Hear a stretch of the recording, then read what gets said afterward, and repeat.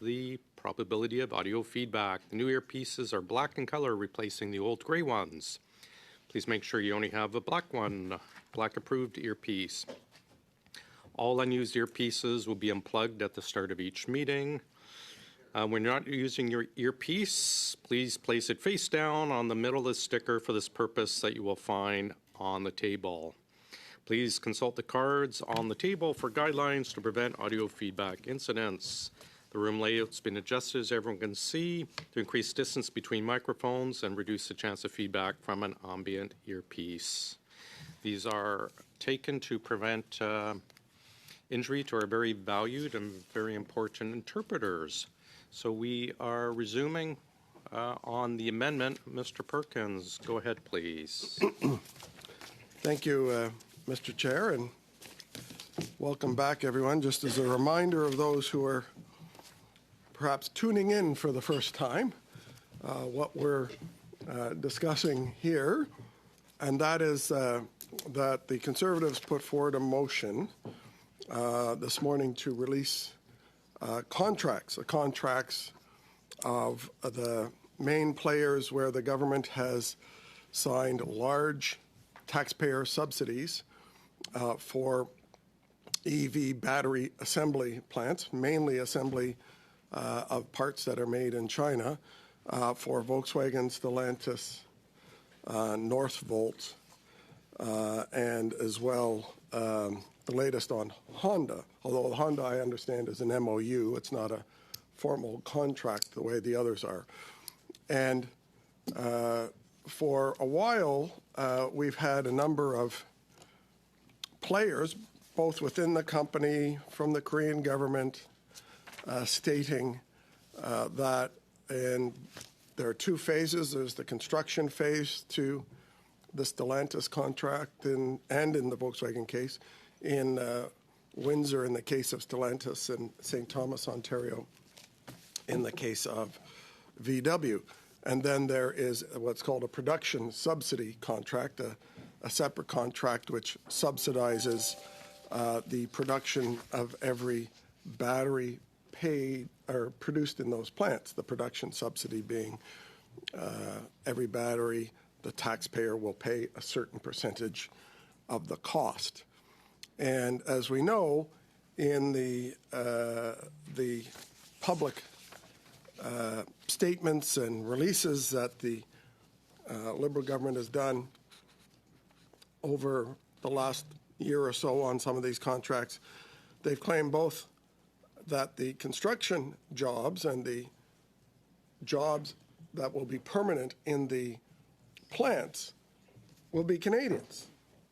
And this process around the Stellantis plant actually started in the fall when the South Korean ambassador went to Windsor, saying that in total they were trying to make sure that there was room to house 1,600 workers involved in both the construction and a portion of them involved in the permanent running of this facility from South Korea, not Canadian jobs.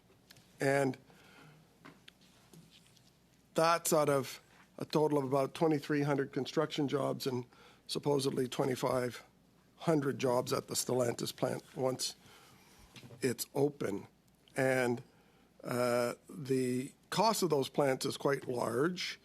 $15 billion is the estimate for the Stellantis plant in Windsor of taxpayer money going into the production subsidies once they're producing batteries, and $500 million of taxpayer money going into the construction of that particular facility. And in the case of Volkswagen, it's $778 million into the construction, and again around $16 billion into the subsidies of the batteries that will be produced there.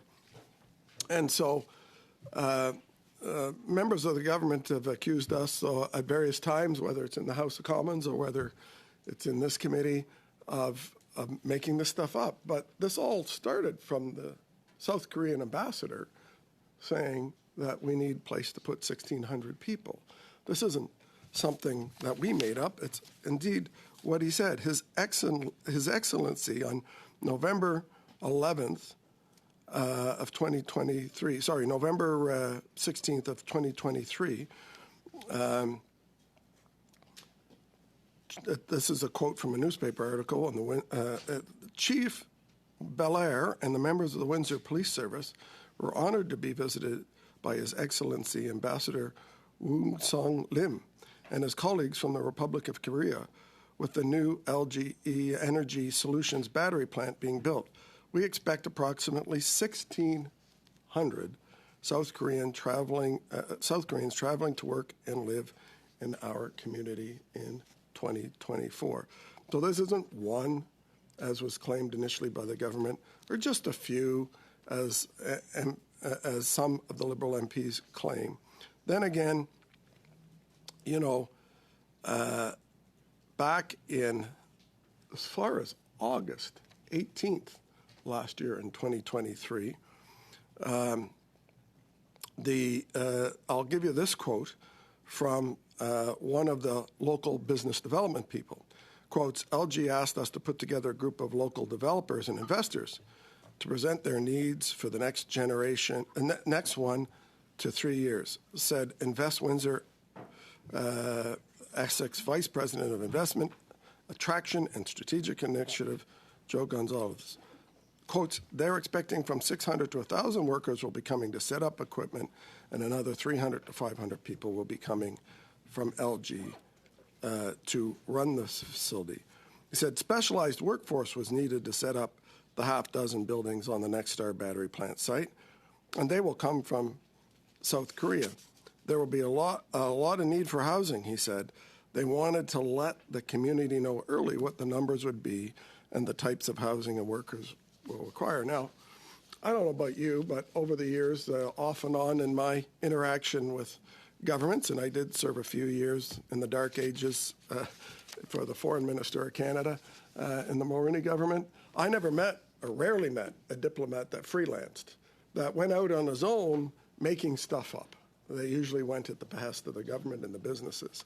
So for those who said, well, this is nothing, I don't believe when you say, more than $15 billion of taxpayer money is going into an auto plant, that of the 2,300 construction workers and the similar amount of supposedly permanent workers once it's open, that 1,600 of them are going to be coming from South Korea. That's what started this whole controversy last year.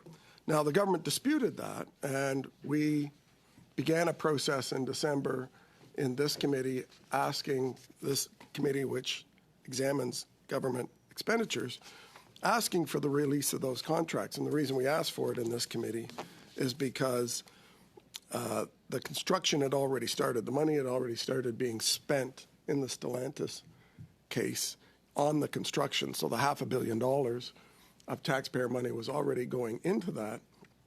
And officials from the Korean government were saying something different than what the government was saying publicly.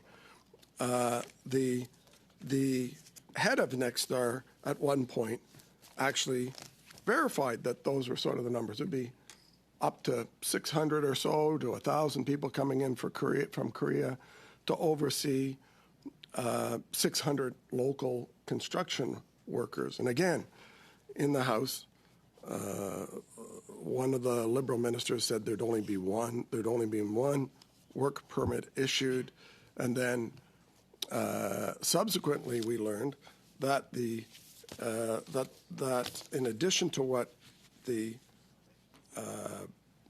ambassador had said, on the ground things were clearly much different than what was being told by the government, by the Liberals, about what was happening in the Stellantis construction. And hence, the letter dated April 10th, not that long ago, to the Prime Minister from Sean Strickland, the Executive Director of the Canada's Building Trade Union, condemning the Prime Minister for the clearly lax contract that was allowing this to happen. In fact, in his letter, he wrote the following: "We are writing to request your personal intervention." And subsequent to this letter, or prior to this letter, the Prime Minister had actually had a visit there. But we're writing to ask for your personal intervention to resolve the ongoing use of international workers in the construction of the Stellantis Nexstar EV battery plant in Windsor. And they go on to say, there's a few paragraphs here, that they have been negotiating, talking, trying to work with Stellantis to get an MOU to ensure that good local tradespeople, Canadian tradespeople, were being used and hired for the construction, their responsibilities the construction phase, but that their best efforts had not borne any fruit. In fact, he says, despite our best efforts at a negotiated resolution and without public or media commentary, in other words, the union went to Stellantis in good conscience and good all due respect to say, let's have a private conversation about making sure that what we're seeing doesn't continue in the hiring of workers that were doing non-specialty jobs that were coming in from abroad when there are 100, according to the union, 180 tradespeople in their union unemployed looking for work that could qualify for these jobs. So they said, we're not even going to go to the media. We're just going to try and have a legitimate, good business discussion. But in spite of that goodwill, LG and Stellantis continue to use international workers through subcontractors for work which our members are ready and able to perform.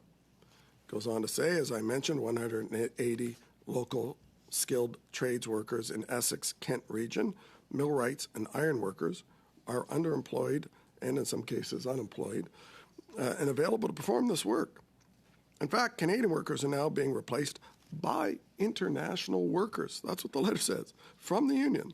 The Canadian workers are being replaced by international workers at an increasing pace on work that had previously been assigned to Canadian workers. So what the union's saying here is that there were actually Canadian tradespeople working on the site, but they've been replaced by people from outside the country, otherwise known as a foreign replacement worker displacing Canadian unionized trade skills people in helping to build this plant. And they say 50 more, as of April 10th, they were expecting 50 more additional international workers expected to arrive and begin work that was previously indicated was to be performed by Canadian workers. That's right in the letter to the Prime Minister. So apparently what the government is saying publicly is not what's happening on the ground. And the union goes on to say Canadian workers are being sidelined without consequence, no penalty. Government's putting $500 million of taxpayer money into this construction. It's okay if you take Canadian tradespeople out of the construction of this and replace them with people from South Korea. And I'm told, even through some sources, sources through the union, is that some of them are actually on the ground or coming from Mexico and not South Korea, and replacing in not specialty jobs. These are jobs like forklift operators or general construction. They're replacing them. In fact, the union goes on to make the accusation that that this is a slap in the face to Canadian workers and utterly unacceptable, particularly as they recognize when the shareholders stand to benefit from more than $15 billion of tax incentives from the Canadian government. So just so people watching understand what that tax incentive is, it's in response to a bill that President Biden passed through the U.S. Congress called the Inflation Reduction Act, which actually spends a lot of money. Spending money actually doesn't reduce inflation, it increases it. But the misnomer of the bill aside, it sets out the subsidy that they would pay, that being the U.S. taxpayer, for battery assembly of EV batteries in the United States. And it sets out that any batteries made between now, when a contract is signed last year, I shouldn't say made, they're not made, they're assembled, because over 90% of the parts for EV batteries currently come from China, helping out that economy. And they get assembled here in Ontario and then are subsidized between now and the end of 2029. Guess how much? How much do you think the taxpayer would be reasonable that the taxpayer would pay companies that have more revenue than the government of Canada subsidize the assembly of Chinese battery parts in a battery, EV battery in Canada? I can tell you, I'm seeing puzzled faces around the committee table. The answer is 100%, if you can believe it. So between now and the end of 2029, so, in some things in life, occasionally somebody asks me a question, and I say, well, twist my rubber arm. Twist my rubber arm. I think, twist my rubber arm. Why don't you come here and set up a battery assembly plant where you can bring in foreign replacement workers, and the Canadian taxpayer will pay 100% of the cost of that assembly? Well, gee, that's a tough business decision to make when that means that the battery, and I don't know if people who are watching understand this, the battery in an EV takes up 30 to 40% of the manufacturing cost of any EV, 30 to 40%. So in other words, between now and the end of 2029, the great negotiating skills of this Liberal government see 100% of those costs being borne by the taxpayer, meaning 100% profit for these auto companies that are larger than in revenue than the government of Canada. Now, if that's not enough, I know in the Volkswagen case, for example, that I'm not sure that this is the case in Stellantis, but in the Volkswagen case, Volkswagen doesn't assemble any cars in Canada and has no plan to. And so Volkswagen's going to put all those batteries on a truck and ship them to their plant in Tennessee, assemble them there, and sell the cars in the United States. So let's put it another way.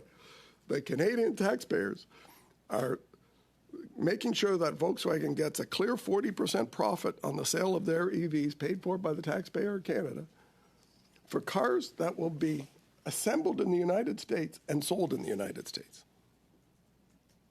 100%. Now, not to be outdone, of course, they didn't want to take it too far, so in 2030, the contracts in the IRA, which these mirror, makes that 30 down to 75%. 75%. So there's a bargain. So Volkswagen and Stellantis only have to cough up 25% of the cost after 6 years, 5 or 6 years of manufacturing batteries. After all of that, they then do 25% of the cost, and then wait for it, in 3031, it's 50%. So we're shortly getting to a parity thing here, and then in 2032, finally, they're paying 75%, but the Canadian taxpayer is still paying 25% of the cost of those batteries. And somehow, the Liberal Minister of Industry thinks that somehow he negotiated a great deal. But this is a great deal. That if it wasn't for his efforts, Volkswagen and Stellantis wouldn't have been willing to come here to have the government of Canada pay 100% of the cost of assembling the batteries. Like, I guess maybe they must have been asking for 110% of the cost, and he got them down to 100%. Way to go. So that is the basis of this. So even in that extreme, we've got the union writing and saying, even in that extreme, you don't have to employ Canadians. So they say, on the ground, the real experience, not as some of the local MPs have claimed, the real experience the union is putting in this letter, that these are not about knowledge transfer, these construction jobs, or specialized knowledge.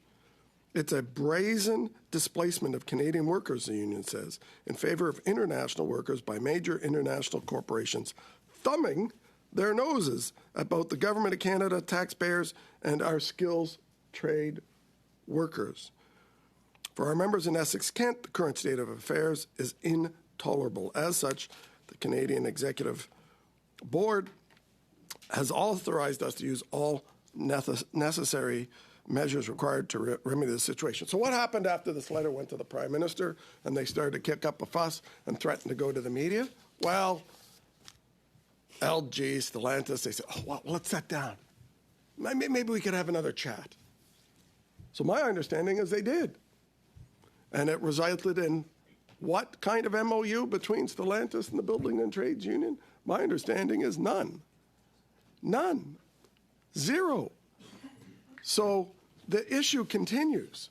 And the issue continues because the government's now claiming that the one job is now 72 jobs only, so it's okay. So as it escalates, I don't know, maybe the government can answer, what's the acceptable level of foreign replacement workers that would justify this?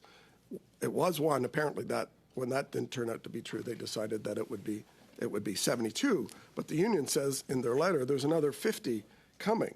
Now, let me understand here what's going on in terms of this. If you don't think the union is right, and for some reason that the union has an agenda that's different than the Liberal government, there are these jobs, postings, all over the place. These are not specialized jobs. Material handler, Korean. Mr. Perkins. Mr. Massey, go ahead. Yeah, sorry, Mr. Perkins. It'll be real quick. It's just the Building Trades Union has issued a statement and a letter to me and also put it up on their social media, I believe, saying they do not want the motion to proceed. So I wanted the member to be aware of that. But I do appreciate his intervention. And sorry, I just wanted to make sure that's on the record. So, and I'll read that into the record at the appropriate time. Thank you. Not a point of order, but always appreciated intervention. Mr. Perkins, go ahead. I appreciate MP Massey's intervention. I know he's worked hard on these issues, and but I'm just quoting, unless they're denying that they sent the letter, I'm just quoting from their letter. So, I'm citing Government of Canada job postings. There's a Government of Canada job bank, and this is on the Government of Canada site for Windsor. Says there may be some overtime for this material handling by Gel Special Canada Inc. They're one of the recruiting companies being used by Nexstar to recruit it. It says here, who can apply for this job? Other candidates with or without a valid Canadian work permit. You don't even have to have a valid Canadian work permit. You don't have, I can tell you, having read the Stellantis contract, you don't even have to be a Canadian to get the jobs. There is no clause in the contract that requires that. Nexstar here, and I went through it this morning. I said about this general affairs. This is Nexstar. That's their logo there. General affairs specialist, basically an office management administrative position. Says it requires fluency in Korean. I don't know how many, and perhaps I should know this. I don't know how many fluent Korean unemployed people there are in Windsor, but apparently that's what's required to work at the plant.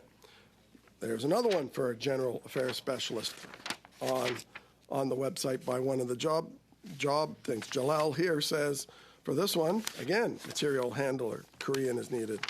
And in order to speed things up and not read all the jobs that were listed, here's some highlighted ones. As I said, a general affairs specialist requires fluency in Korean, electrode quality engineer, bilingual in English and Korean, module production planner, English and Korean proficiency, and it goes on. Process quality engineer. These are not specialist jobs. These are not specialist jobs. We have office managers in Canada. We have office managers in Windsor, and so. If I gave the benefit of the doubt to the government, which I tend not to do because they seem to have been either not reading it. When I asked the minister months ago in committee if he had read the VW contract, basically he said no. And when you sign a $15 billion subsidy contract, I think you would sign it, especially if you're a corporate lawyer like he is. I wouldn't imagine he would give any client advice that says, don't sign the contract, don't read the contract you're about to sign. I don't think that's a legitimate legal advice that I've ever heard a lawyer give. I don't know, maybe the government says other than. And so this is why we're here having this discussion. And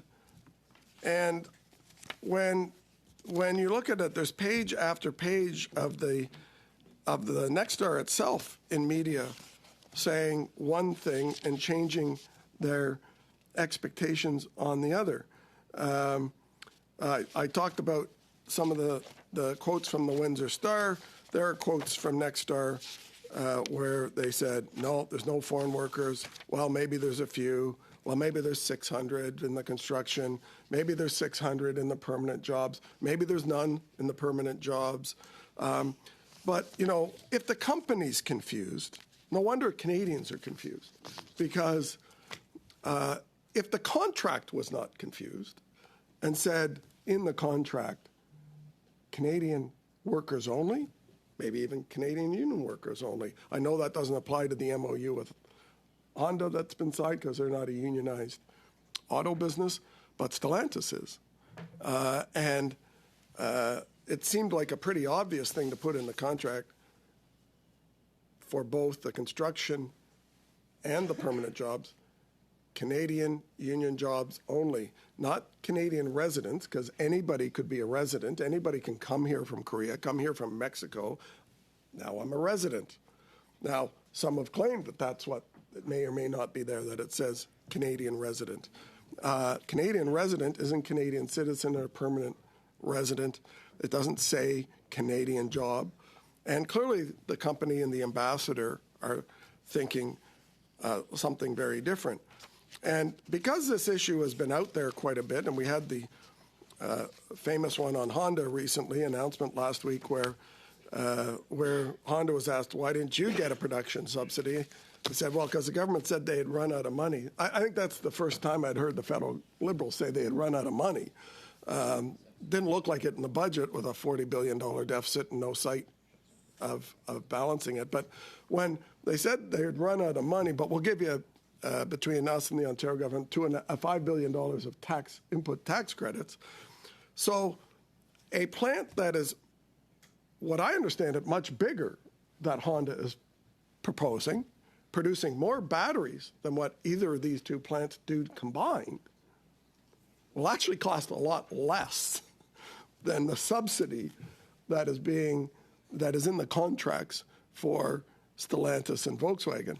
So, you know, if they were out of money now, why weren't they out of money when Volkswagen came knocking or when Stellantis came knocking for Volkswagen's deal and said, sorry, we don't have that kind of money.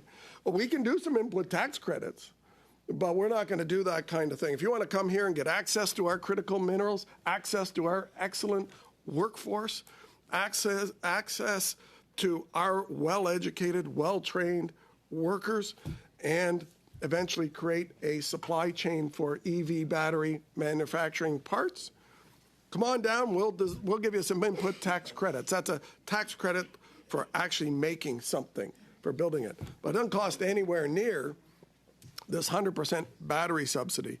But I guess when the political pressure came along, after the first two on the foreign replacement workers, the government finally said, well, I guess maybe either the government said, I guess we got to do this differently, or the Minister of Finance said, well, I don't know what she said. I can only borrow $40 billion this year, so I can't add any more.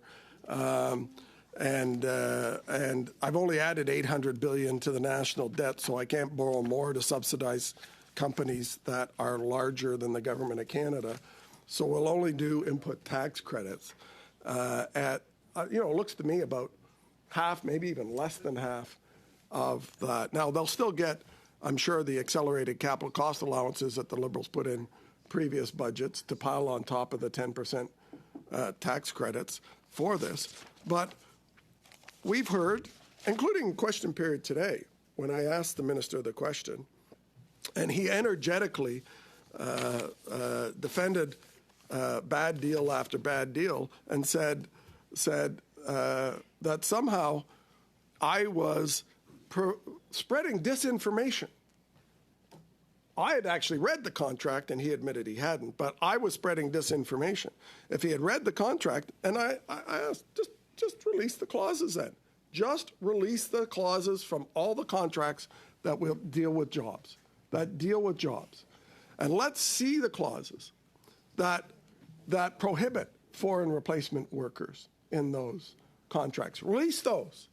I challenge the minister, and I challenge Liberals, as I did in the House today.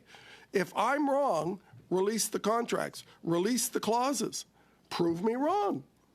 I'll admit I'm wrong if you release the contracts or the clauses and show me that it guarantees that only Canadians will be working at these, both at the construction and at the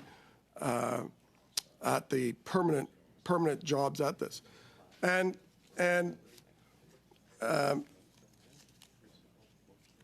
the Liberal Party ran holier than thou-ish in 2015 by saying disinfectant is the best sunshine to show what's going on in government. But time after time after time in this committee and other committees, the Liberals have refused to even admit that what the ambassador from Korea was saying is right, refused to acknowledge that what the union is saying is right, refused to say, I'm sorry, you're right, we should have provided more specific language in the contracts, and but we'll work on it, we'll set up, maybe we'll go back and do an amendment. They've got to make sure that they're there, because of course the company's claiming they want to hire Canadian workers when they write to committees here in Parliament, but then they turn around publicly and allow foreign replacement workers in. So I don't know if that's misleading Parliament or not when they submit letters to this committee and others claiming they're hiring nothing but Canadian workers and then do the opposite in reality. Perhaps they don't know the consequences of what misleading Parliament is. Might ask the owners of GC Strategies how that feels. On this issue, I would love to be proved wrong. I would love the Liberal members to prove me wrong. I would love them to prove me wrong. Release the clauses in the contracts. Show Canadians that you negotiated a contract that requires Canadian workers only. Show it to us. That's all. Show us the money from that famous movie. Show us the money. Show us the money. Put your money where your mouth is that you're saying it says this. Then release those clauses. Release those clauses. But they haven't been willing to. And again, I remind people, even if I ever hadn't read the contracts, that they haven't been willing to do that, which tells you in itself that they're hiding something. But since I have read the contracts, I know that those clauses are not there. I can't talk about what's in the contract, but I can talk about what's not there. And what's not there is a Canadian job guarantee. It's not there. So, Mr.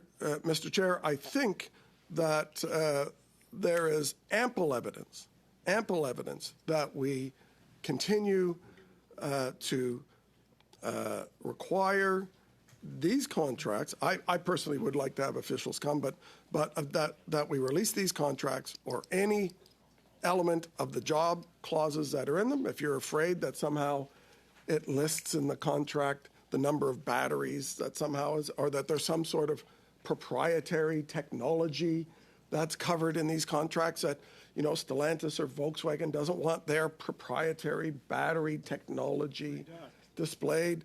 You could redact it, but I can tell you, having read the contracts, there is no proprietary technology clauses in the contracts. There is no technology clauses in the contracts. There is nothing to that end that's in the contracts. It's not there. It's not there. In fact, when we got to look at the Volkswagen contract, the only thing they redacted was the number of batteries they thought they might produce every year, but it took a grade 12 student about 5 minutes to figure it out from the other numbers. And they redacted the construction schedule for some strange reason. was odd. They redacted the construction contract. But everything else was there. And you know, as you would expect in any contract the government signs that is supposedly commercially sensitive, the signatory, the private sector company, would have the ability, you would think, to have a clause in there that says, hey, before we release any contract publicly, or any part of the contract, because we're dealing with the government, so we know that some things have to be made public if you're going to take taxpayer money, that somehow we get a shot at deciding what parts of that contract get released to politicians and the public and what's not. I would expect that those clauses are there. I don't think that this committee would ask that the government abrogate those provisions that are in the contract that allows them to do commercially sensitive. And I think that's why MP Massey, before Christmas in his motion before this committee, was suggesting a third party of some sort to arbitrate that and figure out what should be in, because not that we don't trust the government, but a third party like the law clerk of the House of Commons, or I think MP Massey suggested the privacy commissioner, or was it access to information commissioner? But some third party say, okay, the company has said these things are commercially sensitive. Let's have a fact check, a reality check from a neutral body like the law clerk or the access to information commissioner to see whether those are truly commercially sensitive or whether it's just playing politics because somebody negotiated a bad contract and didn't want the job clauses released because they're vulnerable. And so we all expect that. We all expect that those terms, if they exist in the contract, would be respected, but we'd want them, trust but verify, I think was the intent of MP Massey's motion, that we do that. But the government hasn't even been willing to do that. The government's not even been willing to say, okay, Volkswagen, Stellantis, tell us which clauses you don't want released to Canadian taxpayers, and then we'll have a third party look at it to make sure that the government isn't playing politics. The government hasn't even been willing to do that. I think that's a reasonable request, too, but that's been rejected. So here we are, once again, and we keep getting these issues in spite of this. This could have all been solved in December, when these motions were being discussed here, by doing as MP Massey had suggested. Excuse me a moment. But we didn't. So here we are again, where you actually have foreign replacement workers coming into Windsor, and you actually have gotten to that obscene position where they're taking Canadian workers off the job site who are not in specialized Korean secret sauce. Our battery is this, and therefore we have to have special technicians with, you know how when you take your car in, sometimes if you have a relatively new car, they say in the garage, if you take it to your corner garage rather than dealership, said, Rick, I like to repair that, but you have to take that into Volkswagen because there's a special tool to undo that part. The right to repair legislation. You've got that person and that interest. So it's a bit of a monopolistic game that car companies play because, of course, nobody can buy that tool unless you're a dealer. So it forces you to go pay twice the labor rate at a dealership than you would pay at your local garage. That type of thing, saying this is the guy with the specialized tool for the specialized machine in Stellantis, would be the guy that needs to be installing this because they have a special training. That's not what the union's complaining about. The union recognizes that. I still don't know why you would need 1,000 of them out of 1,600 construction workers, why 1,000 of them would need to be that. But that's not what the union's complaining about. The union's complaining about forklift drivers. And the government's doing other ones here on the permanent jobs as they get ready for these plants to open that have absolutely nothing to do with specialized requirements and skills. There is no special requirement other than the experience somebody has in Canada to be an office manager. Yet that's what they're advertising for. So I would encourage members now, and I've probably gone on as much as MP Kmirchik did before. So I will conclude here, but may come back on the issue that we need to have that disinfectant sunshine that the Liberals all knocked on doors saying we needed in the government by releasing these contracts. Thank you. Thank you, Mr. Perkins. Mr. Sousa and then Mr. Massey.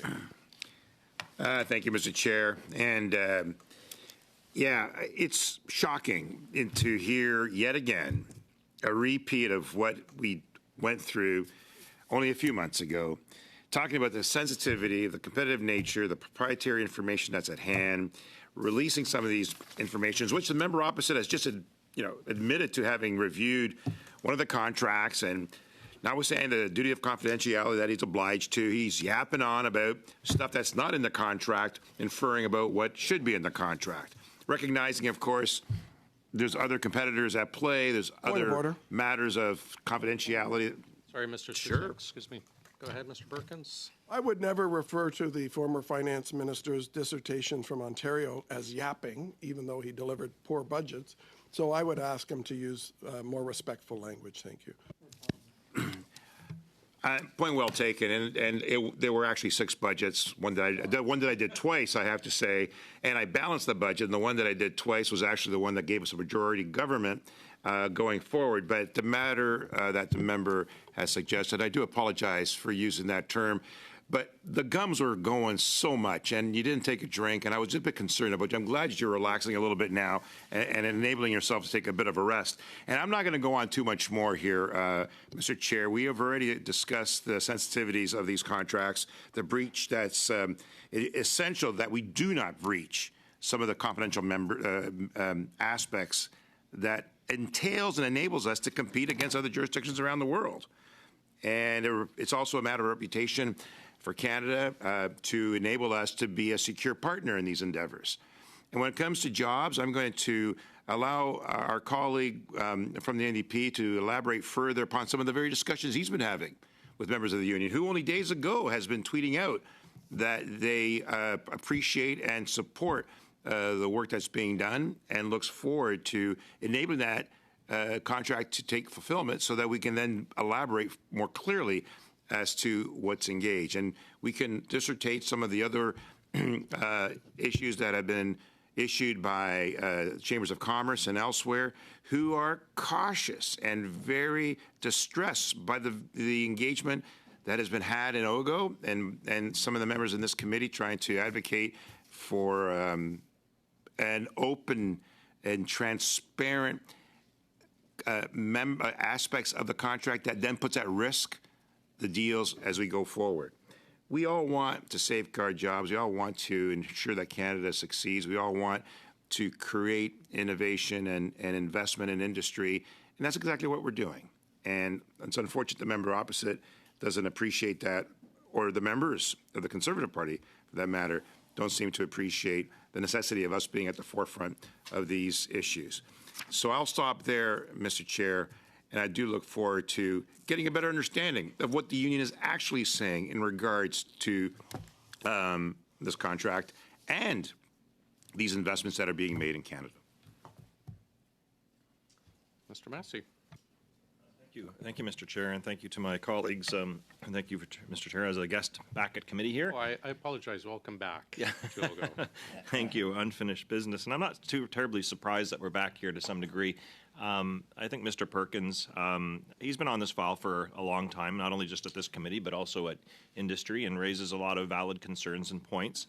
And I think that comes because we don't have a national auto policy that's kind of transparent, something I've been after for a long period of time. So it's like we have had in the past some of that structure that's missing. And so however these deals are different, creates questions and concerns that are out there. And obviously the building trades union has had some discomfort recently, issuing a letter to the Prime Minister and also in general out there. But I did reach out to them today because that's why we're here with this motion in front of ourselves, and with their interest in mind.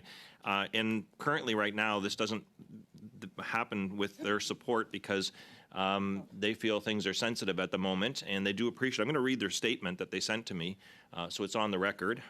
Canada's building trade unions is aware of the ongoing discussions at OGGO While we are pleased that all parties are concerned with Canadian unionized jobs, we do not believe it is in the interest of our ongoing discussions in pursuit of MOUs with global automakers for such an expansive production order to be proceeded with at the current time, while sensitive negotiations are being undertaken. Our preference would be to revisit this issue in 1 month and allow all parties to conclude negotiations. That's from Sean Strickland, CBTU. So, and I've also been on the phone with them as well, with Nathan Carr from them as well, too, to get an idea. They have their convention going on as well, too, and they've had to advocate for their workers in a strong sense. And it's been very frustrating, I think, for a lot of, not only just elected officials, but of course the workers that have had lost hours of employment as they've tried to negotiate, and sometimes it hasn't gone as well as it should have. But keeping that in mind, they have said that they would revisit this issue at industry committee by issuing a letter to the chair at the appropriate time when negotiations are concluded, or if there's a problem in the future that's necessary for our attention. So with that, I hope that, I want to withdraw the amendment for the NDP at the moment with regards to this. We don't need that. We don't need it to go to committee right now. We don't need the motion right now. So for me, I hope we can get to a vote because their convention is going on right now, and this is another distraction for them at the moment. They've had to advocate strongly for their workers, and I don't think they don't back down. I mean, you've seen the letters of the Prime Minister, you've seen the letters, and their members have been outreaching us, and I want to thank them for advocating strongly, because public dollars are very important, and they're very important, especially if we have to renew our sector the way that we have now, and accountability is everything. So I trust it in their hands. And I take my advice from them. They're at the table at the moment right now. And I think that we need to be supportive of all members of Parliament with them to actually exercise their strength at negotiations at the moment, not undermine them from one way or the other. So with that, I won't be supporting the amendment that we have. I can ask for unanimous consent to withdraw the amendment. And then also, too, as a main motion, we won't be supporting as well, too. You're taking away the work of the bargaining unit by doing my work by asking for a UC. Shame on you, Mr. Massey. I assume we have a UC then to withdraw the amendment. Right, it is done. We are back to the motion itself. Are you done? Yes. Okay. Colleagues, are we ready to go to a vote on this? On division? Recorded vote? Perfect. We'll do a recorded vote. Sir? Mr. Baines? No. Ms. Taylor-Roy? No. Mr. Sousa? No. Mr. Mao? No. Mr. Kuzmarczyk? No. Hey, it was closer than yours, Charles. Mr. Brock? Yes. Mr. Perkins? Yes. Mr. Leslie? Yes. Madame Vignola? Wait. And Mr. Massey? No. 6 yeas, 6 nays, 4 yeas. Okay. Folks, it is defeated. Thank you, everyone. I appreciate everyone's politeness as we debated and talked. If there's nothing else, we are adjourned.